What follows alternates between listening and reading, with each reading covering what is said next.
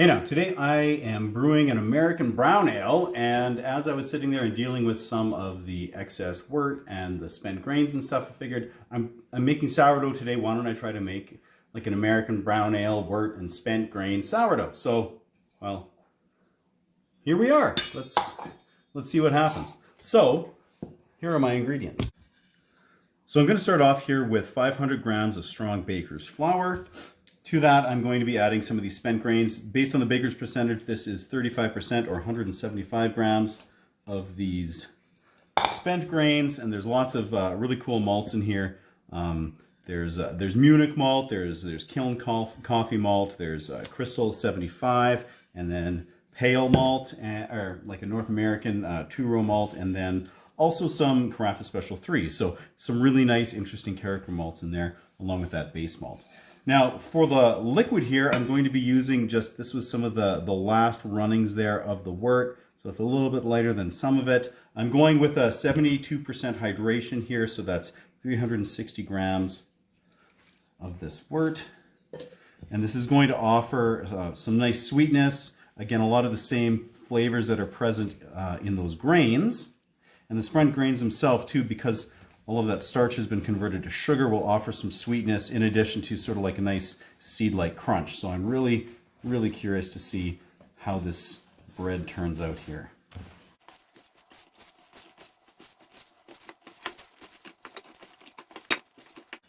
All right, so that is nicely mixed there. I'm going to go ahead and just cover this up with some plastic and wait probably around an hour or so for autolyse, and then we can add some leaven.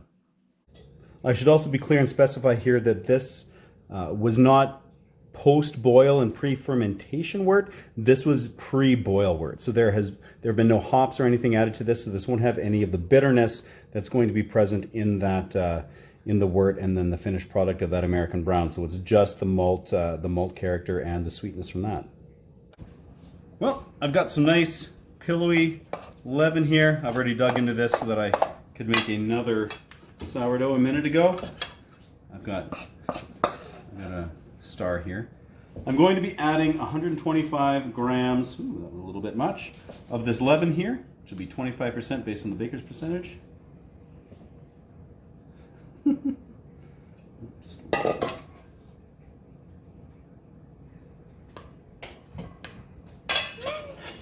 All right, so now I'm just going to go ahead and moisten my hands here with some filtered water. I'm gonna throw some elbows there. And we're going to go ahead and poke this into here. Yeah. And then using some pinch and folds over the next couple of minutes, get all of this into the bread.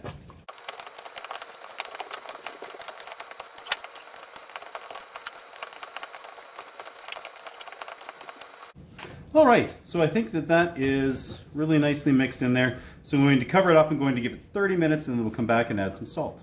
After 30 minutes, it's time to add the salt. So I have 9 grams or 1.8% of fine sea salt. Just going to sprinkle it in here, and then again, moistening my hands here with some filtered water. Kind of punch it in a little bit.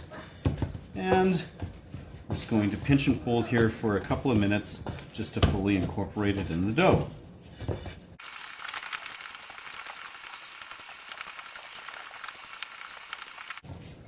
And there we are. So that is nicely mixed in there. So I'm going to cover this up again, give it another 30 minutes, and then we're ready for the next step. After 30 minutes, we are ready for a little stretch and fold here. So I'm just moistening my hands with some filtered water. And then I'm going to give this 4 stretches, rotating 90 degrees in between. It's nice and moist. Those spent grains in there with some of that extra wort. Making this nice and moist, but it's not soupy or anything like that, so that's it's a delight to work with actually. So I'm going to cover it up, give it another 30 minutes.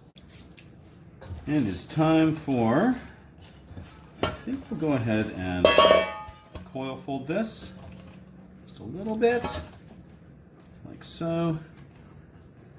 Beautiful. Okay, I'm going to give this probably 2 more folds like that every 30 minutes, and then we will come back. After that 3rd coil fold, I gave this a couple of hours for it just to continue fermenting. And it looks like it is ready for a pre-shaping here. So just going to dust my fingers with a little bit of flour and just spin this here to create a nice tight ball.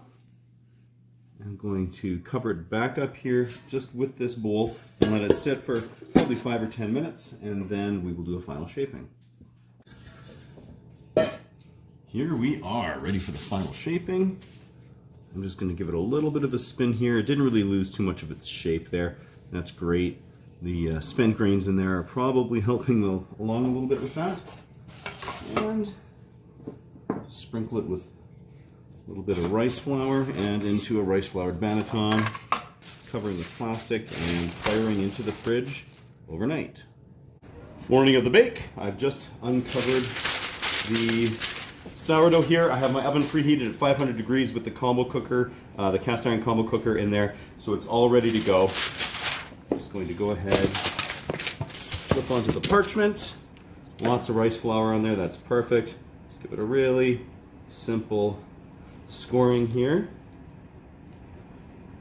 It's a little hard getting through there because of the grains in the way, but we'll make it happen.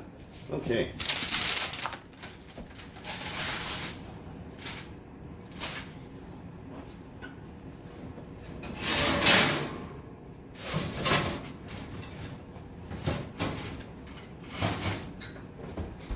I'm going to go ahead and turn the oven down to 440 degrees and give it 30 minutes before removing the lid. After that 30 minutes, I'm going to go ahead and make a lot of noise. Cast iron's on the way. Woo! Lots of nice oven spring on that. Perfect. So I'm just removing the lid there. I'm turning this down to 430 degrees and I'm going to give it 20 minutes or so and then we'll check on it. After 25 minutes, I'm going to go ahead and pop out the sourdough here, letting it rest on the grate and cool down, and then we will check in on it once it's cool. All right, it is time to dig into this bread and give it a little test.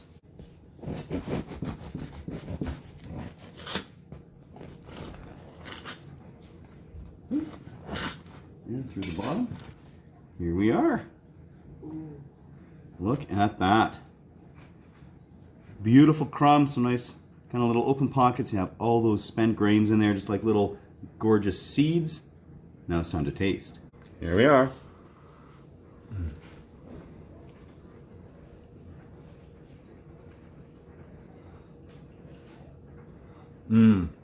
Using that wort as the base of for the liquid there results in such a nice, moist, just slightly sweet sourdough. It's so chewy. This texture is just absolutely a delight. And it's so interesting just to use that darker wort in here. So you get some of that extra toastiness and sweetness and whatnot that's coming out of that brown ale wort. And doing this before the boil, not getting those hops in there, you're not getting any of that bitterness that would come along with that. So yeah, it's a absolutely great idea in my ever so humble opinion. And you have the spent grains in there. Just this little extra crunch here and there, a little bit of texture, absolutely fantastic. So this is a great way to use spent grains that you might have, or perhaps you have a friend who brews and they're looking to use their spent grains as opposed to just composting them or whatever. So great way to reuse those. So till next time, keep her at 11.